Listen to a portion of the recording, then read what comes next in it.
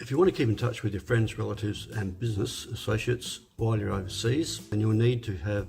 some sort of international roaming set up and or Wi-Fi. I've done this video up to show what's the best option, I think, with using Telstra app and international roaming through Telstra, and what you need to do if you're not on land, if you're at sea and you need to keep in touch with loved ones and work colleagues.